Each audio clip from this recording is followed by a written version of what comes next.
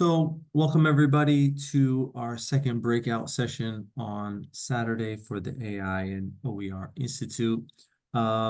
Today we have a special guest, someone who is very involved with the ELC in Washington State, in association with the State Board of Community and Technical Colleges.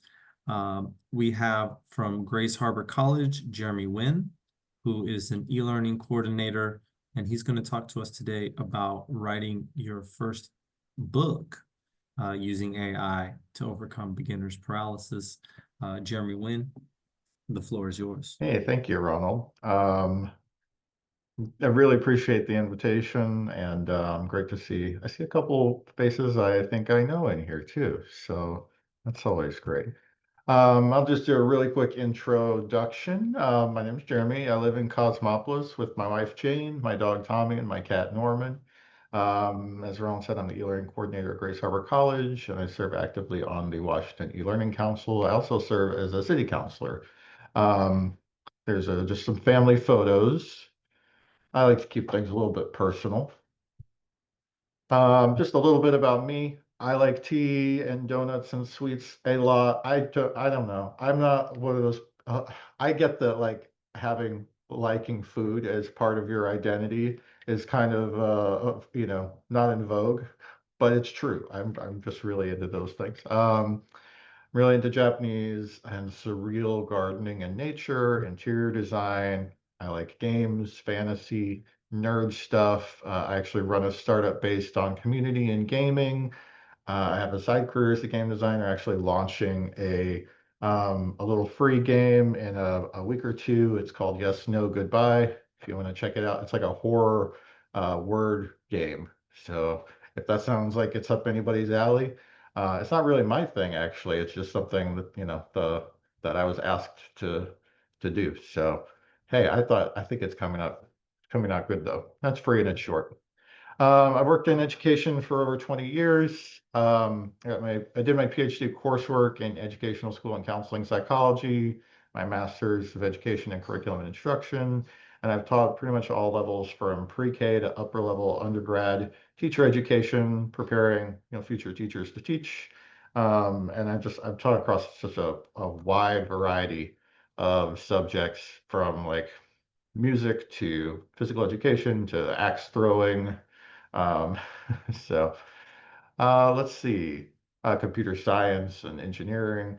Okay, so I came here to talk to you today about writing your first textbook or just book in general. It doesn't have to be a textbook, and how you can use AI to overcome beginner's paralysis.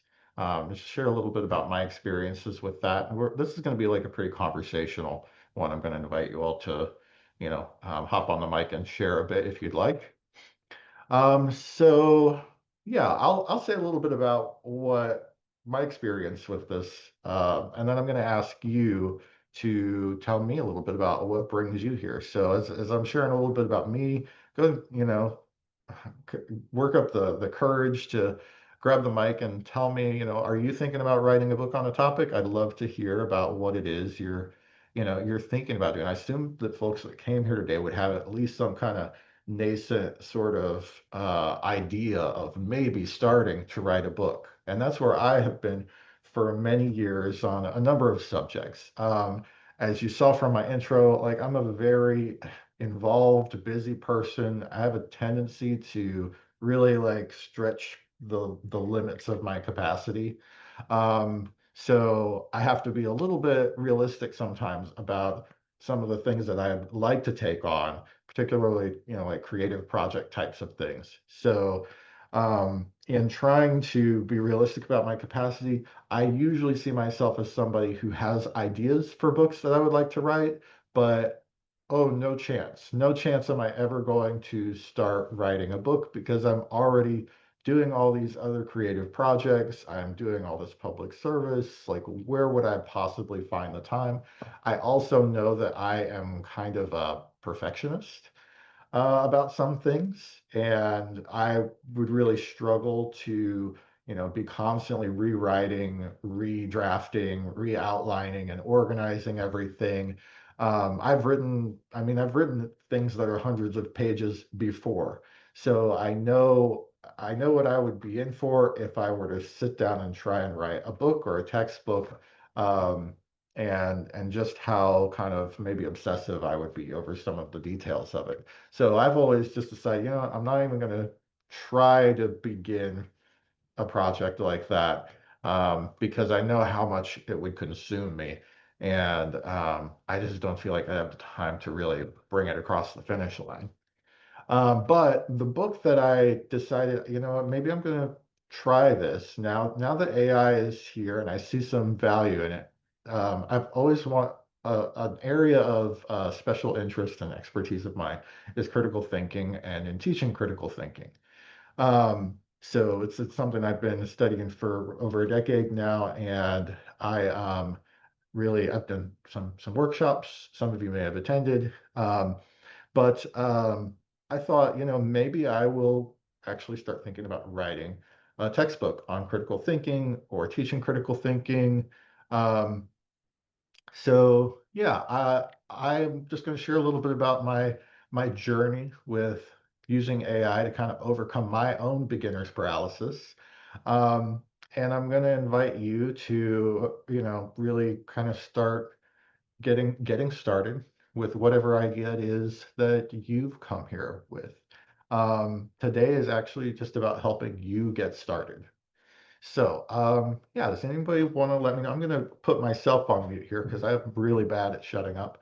And I'm going to sit with silence if nobody takes the mic for a couple minutes here. I want to hear from you.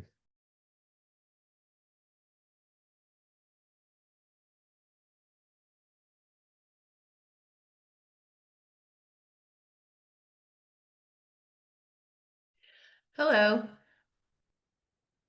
I'm Jaya Rose, and I am interested in writing a book.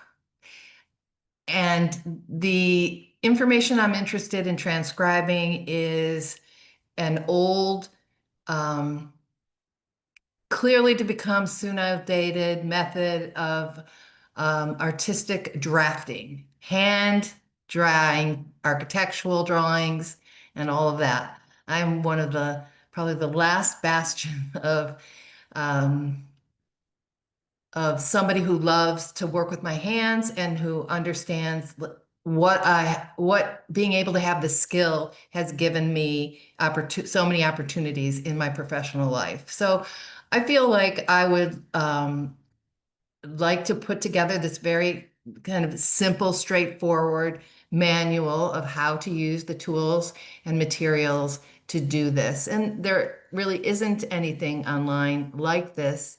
And I hope to add some videos that I've already created that I have housed in YouTube, which I don't, I don't really know. That's why I'm here to figure out how do you do this and not have it take over your life. So, Yeah, thank you for sharing that. yeah, Yeah, thank you. that's great. And somebody else.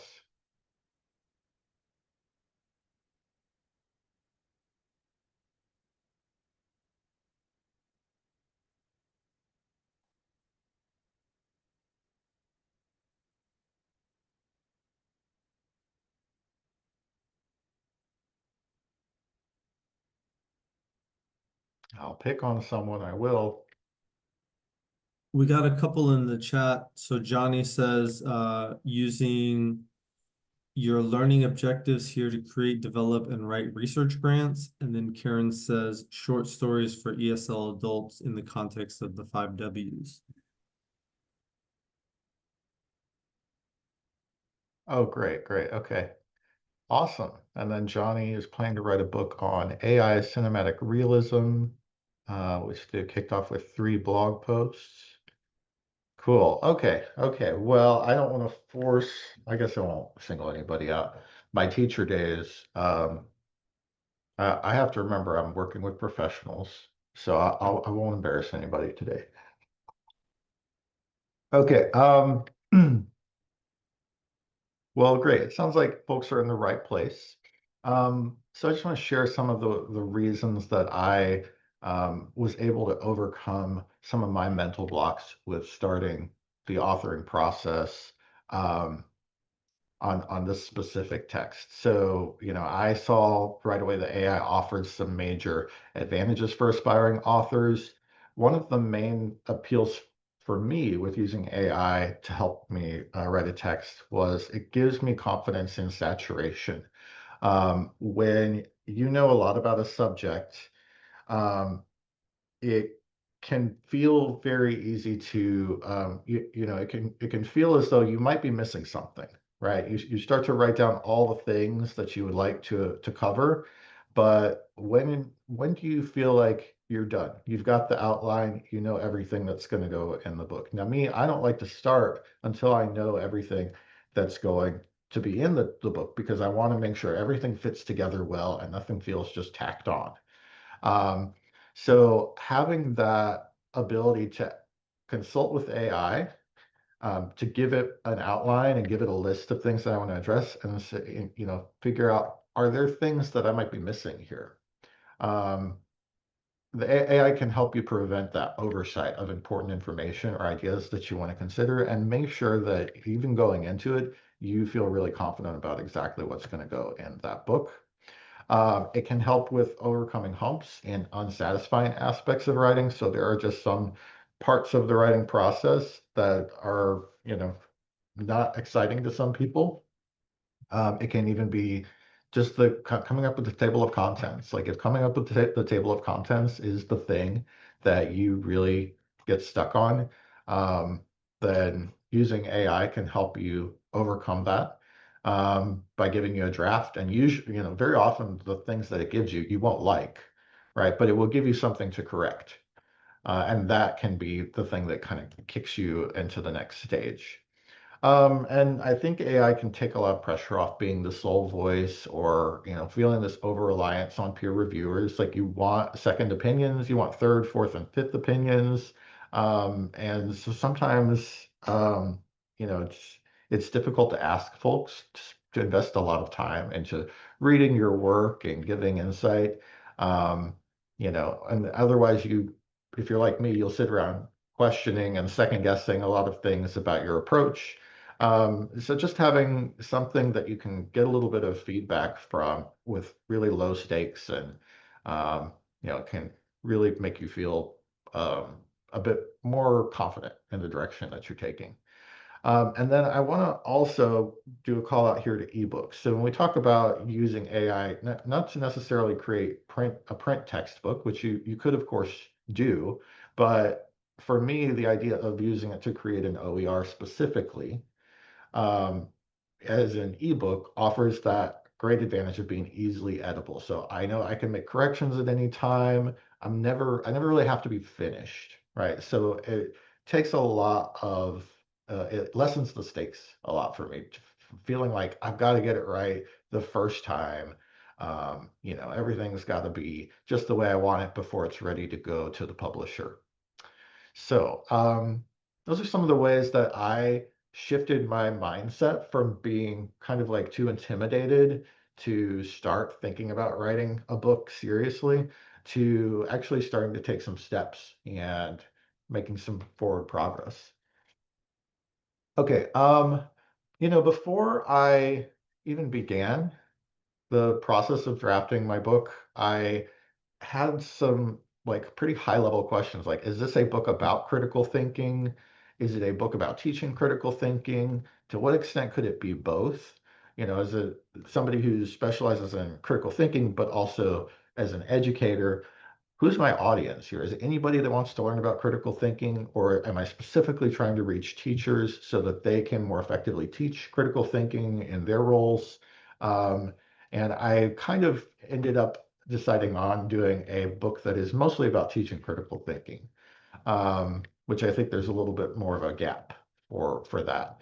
Um, but also, is it a book or is it a textbook? Those are different things. I'm still kind of early in this journey and I have a long way to go, but I wanted to give you just some insight into, the beginning of this journey for me. And I hope that it encourages you um, to take those first steps as well. So before you begin, some questions that you'll need to know, of course, are what is your book about? What are the outcomes? Like, what is it that you want for your reader? It can be really tempting to write a book on a topic because you are really interested in that topic. But put yourself in the shoes of a potential reader what is it that you hope that they will get out of reading the book?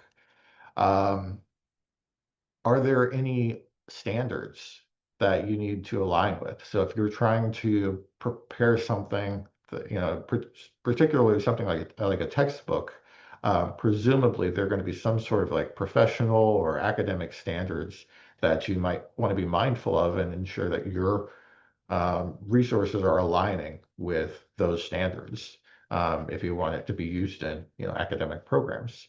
What will be your assessment approach? How will you be able to determine if your book was successful at teaching the material that you wanted it? And again, whether that's like an actual textbook or just something that you are hoping will convey an important life lesson or passion for a new interest. How are you going to be able to assess whether you were successful at that?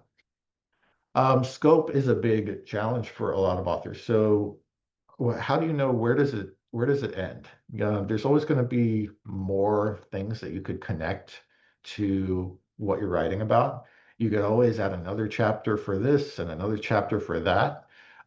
You could always go on you can have like 3 whole chapters on a tangent, right? So you have to think a little bit about like where do you really want the scope of your project to land, and who's your audience? With your audience, what's their education level or background? That's going to, inform how much sort of introductory or review material you might need to include, the tone of voice and the level of writing that you do. What's the purpose? Is this going to be a primary text? Is it supplemental? Is it a reference book? Is it, or what's the format? What's the format? So, is this going to be something that is chapter by chapter? Some folks want to create more of like a workbook. And of course, tone. Do you want to have an academic tone, very professional tone? Do you want to have a more conversational tone? You can use AI to review for inclusivity, like are you using inclusive speech? And then how are you going to handle updates to the content? And this is particularly relevant if you're creating a text around something that is an evolving topic. So for example, if you're writing a text about artificial intelligence, that's an extremely rapidly developing topic. So you need to think about how are you going to manage updates to the relevance of your material so that you have like a sustainable text. And then think about in advance, like, are you going to collaborate with anybody? Who do you maybe want to be involved as a co-collaborator, and engaging with those people early in the process. Okay, I think I want to send you to breakouts for a little bit so that you can discuss um, what your ideas for a text are and start thinking about some of those what's your book about sort of things. And I hope that folks will be able to carry on the conversation here. I'm just always a little bit uncertain about the folks. So like if you're actually in a space where you can talk to each other right now, or I know some of you are driving, and I don't want you to be unsafe. But let me put you in breakout rooms and I'll check in on you and see how you're doing. Just remember that everything that you kind of draft for now can be changed, but think about what's your book about. What's the outcome, scope, audience, format, tone, updates, collaborators. You don't have to know it all. The point is just to start to give a little bit more shape to your idea. And particularly if there is anything I identified here that you hadn't thought about before, right? One of those gaps, then take this time to maybe think a little bit more about that. And ideally, produce a really simple table of contents or a chapter outline if you haven't done that. So I'm going to give folks maybe 10 minutes. And yeah, I think that would be the main thing. Even if you're just scratching some stuff down on a napkin or on the Notes app on your phone, or if you have to in your head, what does a table of contents maybe look like for your text? Okay. Ronald, can I open breakouts? Is that something that you ought to do? I think you are host, so you should be able to. Okay, yeah, I do see that. Okay, we're just gonna do 3 rooms. We're gonna assign automatically, and we might just need to be a little flexible. Okay. I hope you all have a productive conversation. I'll be checking in and I'll bring you back in about 10 minutes or sooner, perhaps.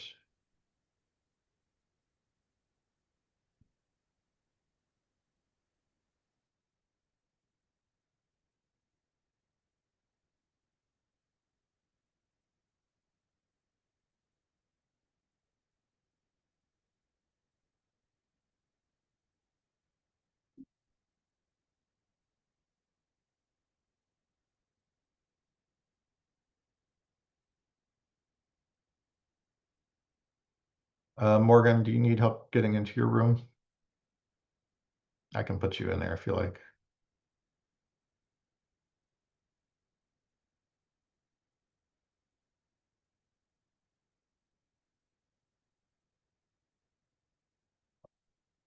All right, I'm going to run with the assumption you might have your hands full and you're listening, but can't move yourself. So I'm just going to stick you in there. Oh, I can't actually. I can only move what room you're assigned to. Well, sorry, I tried.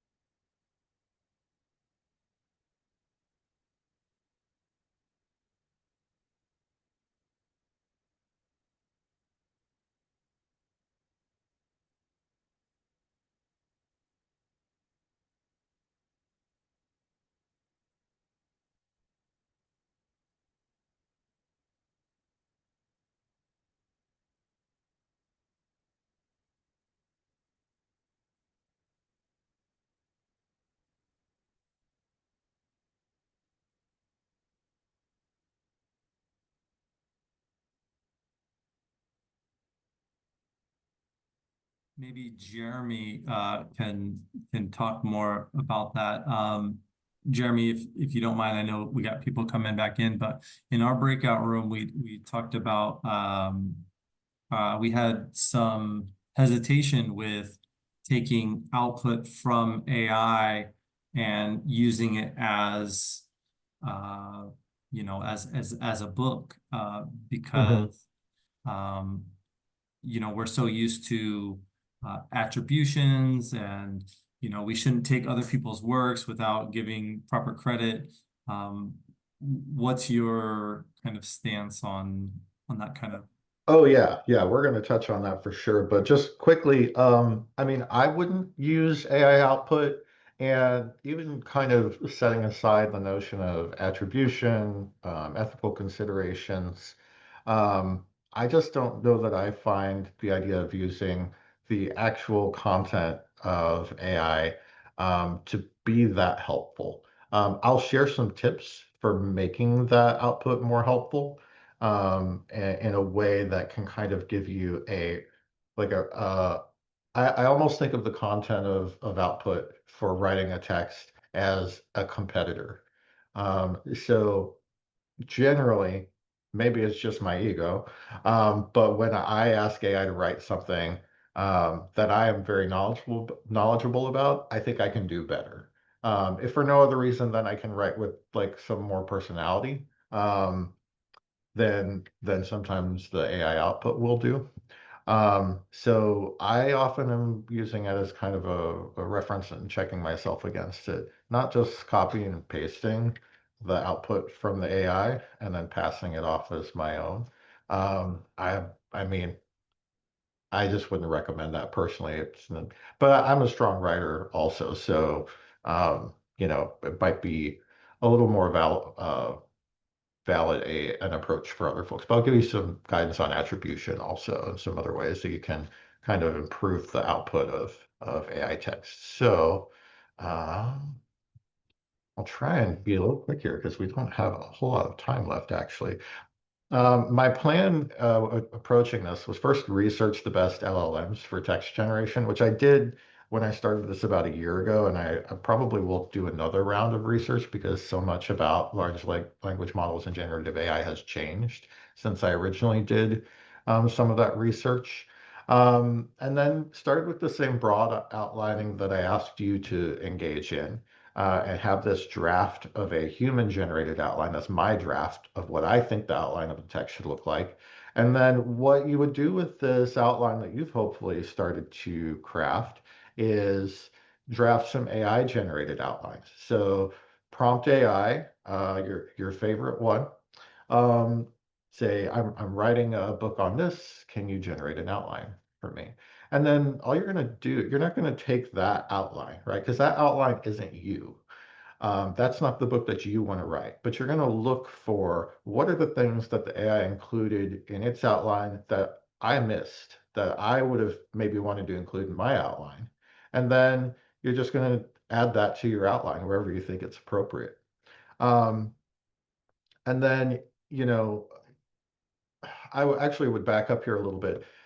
I'd first ask for plain outline, and you can do this with multiple different AIs. That's what I did. I went to 3 different generative AI tools, and I gave it the same prompt to create an outline for me. Um, and then I looked at, okay, what are all the things that I missed across these 3 different responses? They all gave pretty significant different outputs. Um, and then I just made notes of what things in there I caught until I found that there wasn't anything else that I wanted to include. And then I wanted to create a final outline, which would be me actually giving my outline back to the AI and asking it any suggestions, basically, and seeing if there was anything about its, thoughts on the outline that I agreed with and wanted to restructure. My next plan, which is kind of the phase that I started to get into, but now I'm kind of going back and I'm going to review some of the broad outlining because I've caught some restructuring that I want to do with my outline before I go further, is to do some fine outlining. So in the fine outlining, and this is really necessary if you want to use AI to really help you finesse the content, I think, of like a whole textbook to do drafting and that kind of thing, but it might not be necessary for you. The whole point of this is to help you get started. So if at any point you say, okay, now I've got momentum, I don't need to do any other steps with AI, great. Like the point of this is not to use AI at every possible point in the process. The point is to use AI where you need it so that you're able to see the text through from beginning to end. But in fine outline, you would kind of do the same process as above, but instead you're prompting it to create the content, an outline of the content within each chapter. So you have this broad outline that's like, what are the chapters? Maybe you have subheadings within those chapters. In the fine outlining, you're actually outlining what every paragraph in the text might include. So you have those subsections, you have those. You also have learning features. So things like what learning outcomes are you going to have? Are you going to have vocab, text? We'll look at some of those in a bit.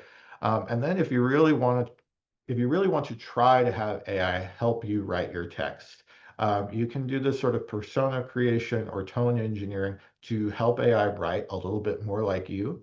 And I'll share some fun stuff that I've tried and learned in that process. And then you could kind of, try and do some content generation. But I would always recommend doing a human rewrite in your own words at the very least. Okay, so I'll just share really quickly here about some of the outlining work that I've done. I used multiple model untrained outlines first, as I mentioned. So I didn't prompt the AI to give me an outline like I would want. So not a table of contents that's like mine. And then after I got those and felt confident that I had achieved this saturation, that I had all the ideas in my outline that I wanted to include, then I gave that back to those same LLMs. And I said, okay, here's what I have come up with. Here's my draft. Now recommend changes to the draft. That's the trained outline. And again, trying to hit that saturation where I feel like the LLM has nothing else to offer me at this point in the outline process, right? That's really the goal, is to use the AI until it has nothing really to offer. And then I would have my final-ish outlining draft, which I would ask the AI to then review again. So it helped me create the draft. But the funny thing about AI sometimes is it can write something for you. And if you feed that back to it and say, hey, review this and make it better, it will point out errors in its own work and suggestions. I know you can't read any of the text here, but what you can see here is that all of the white background was my original outline for my book. So this was all the chapter and the headings within my book. And I think there were some subheadings in there as well. I didn't like limit myself to any specific structure. And so using that process that I just shared about, I went through and I highlighted the things that I drew from each generative AI. So the green was ChatGPT. And that was the first one that I did. So anything that you see highlighted in green, that's something that I added based on the suggestions, the ideas that ChatGPT generated that made me say, oh yeah, I didn't really include that topic in my original outline. So that's kind of what I mean by saturation. You'll notice there's one blue line there, and I think that was like Bard or Gemini gave me one suggestion that I liked, and then I went to a third large language model and I used the same process, and I didn't come up with anything new. I would have coded that stuff in purple, but there was nothing new. So at that point, I kind of achieved this saturation where I felt like, I'm not getting any new ideas from this. Okay, we're not going to have time to try that now, but that expanded outline, that fine outlining is going to, have you do like sections and paragraphs, and you can use the same sort of general process here. You can start by creating your own version of that. You can ask AI to give you a starting point with it, but you're going back and forth, and then eventually you're doing your human checked version of this outline and giving it to the AI. Again, not necessary, just you feel it's helpful. This is kind of necessary if you plan to prompt AI to draft each section or paragraph, and if you want it to have the full context of the text, because most AI at this juncture, unless you're paying a fortune, are not going to give you a whole book at once. They're not even going to be able to do a whole chapter at once. So you have to be able to break it down into smaller pieces. So that's where you need to be able to ask it to draft just a section or a subsection at a time. That's generally the approach I would recommend if you're going to do that. Now, one thing I'll note here is that in this fine outline, there are like 12 paragraphs roughly in a chapter. 12 paragraphs is roughly like 3 pages. So not exactly as fine as it would need to be.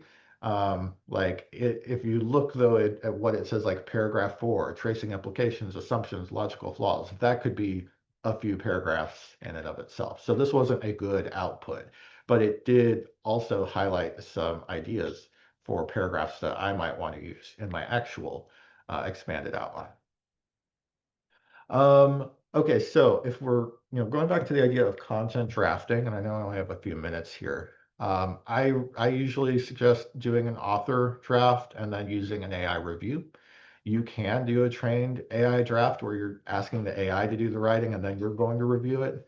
That just will require you to write in small sections and not do entire chapters at a time. A subsection is about the most you can do at once. A nice thing about AI is you can get it to incorporate like UDL, multiple modes of explanation. You can prompt it to take those approaches and those frameworks as it drafts things. Or you can ask it to look for those things in your own writing and make suggestions about how you can make your work more accessible and engaging. I'm going to gloss through some things here just in the interest of time. I just gave a talk 2 days ago on using AI to advance equity work. And, one of the things that you can definitely do with it is have it review something for any kind of equity issues, cultural biases.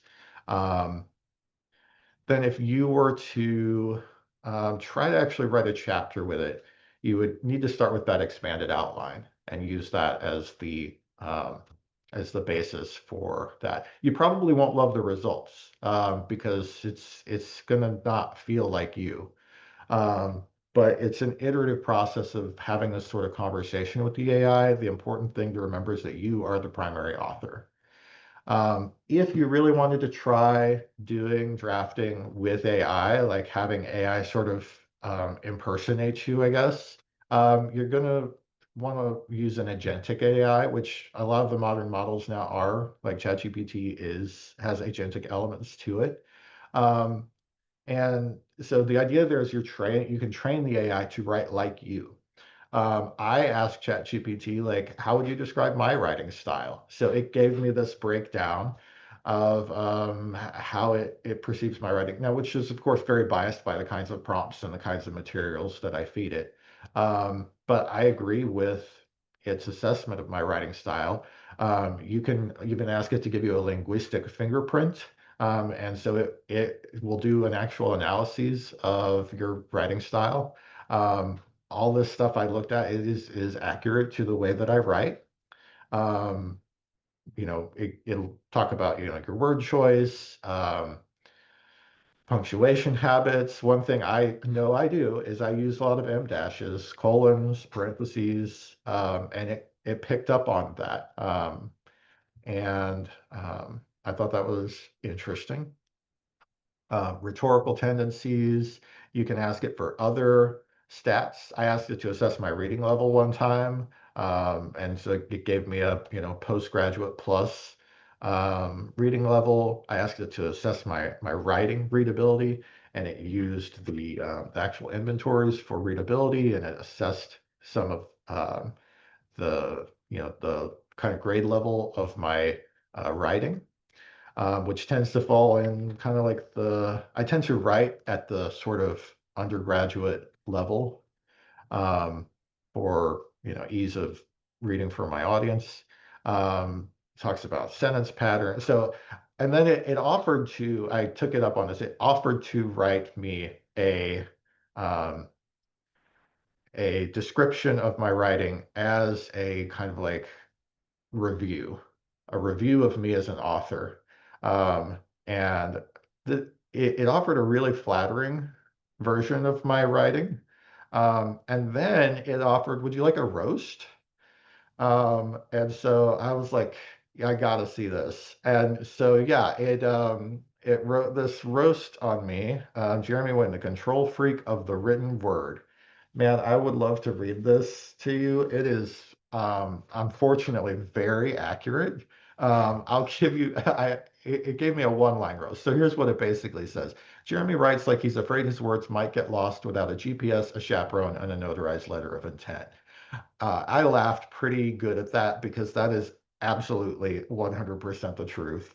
Um, so, you know, there you go. The AI can learn your style. You can other things you can do is look at a genre profile. You can ask it to provide a genre profile. So this like looks at the way that you most commonly write. This one said that my writing matches policy documents, instructional design materials really well. It doesn't match general web content. This is of course biased to the way that I'm using this particular account. I actually have two different accounts, and I ran these questions through both accounts, the personal and my professional one, to see what differences it found. It actually did not find a whole lot of differences. The differences that it did pull out in my writing were really based primarily around, just the usage of professional versus more personal things.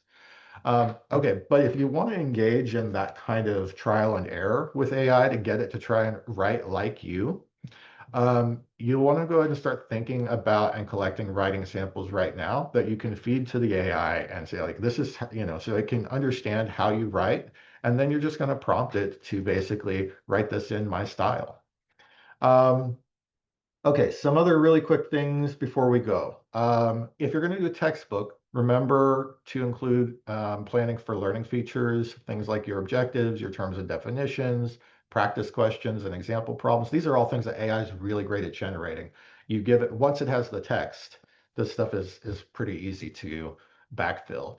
Case studies, chapter summaries, images and diagrams. If you want to link to multimedia quizzes, videos, and simulations, then you'll want to go ahead and you can use AI to plan for those, or you can plan in advance yourself. Okay, and then of course you're going to want to do a review for factual errors, completeness, clarity and organization, biases and equity issues, fitness to intended audience, and then do a check for your referencing and attributions, and always review everything yourself and with trusted peers before you actually publish something. All right, and then this is one of my last bits of important guidance here. So the question of attribution. It's important that you acknowledge if you were assisted by generative AI, and you also want to emphasize human authorship, responsibility, and credibility. You should place your statement somewhere visible, but not like really obtrusive. You do not want to imply co-authorship. AI is not a legal author, at least as things stand currently in the US. And then important note here is when licensing as OER, you should check for required disclosures for any repositories or publishers. So if you're planning to share that OER in some, popular repository, they might have required disclosures for your use of AI. I have several attribution examples, which we won't read through right now, but these all in so many words say that AI helped, but the author, is a qualified person to write the subject, and they've planned and reviewed and edited the entirety of the book for accuracy, and they're responsible for the content. This is one that AI drafted as an attribution statement that says this work was created as an open educational resource and is licensed under Creative Commons. Generative AI tools were used to assist with drafting and refining some portions of the text. All content was planned, reviewed, and edited by the author to ensure accuracy, clarity, and alignment with the stated learning outcomes. First, portions of this work also incorporate and adapt materials from openly licensed sources as cited in the text. And that's only, of course, if you are citing openly licensed sources. Okay, so if you do all that, then you publish it. probably on Pressbooks. I guess there are alternatives, and I hope you will give it a shot.